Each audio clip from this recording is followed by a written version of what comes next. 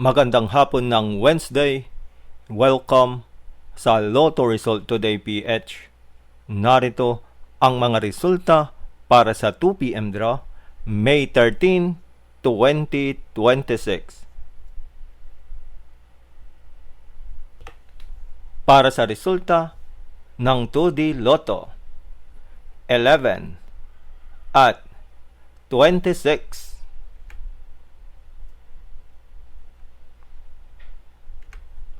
Heto naman ang summary ng resulta ng 2D Lotto kahapon.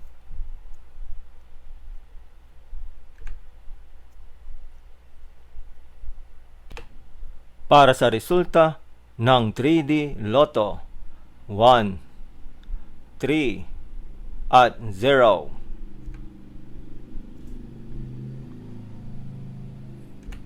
Heto naman ang summary ng resulta ng 3D Lotto kahapon.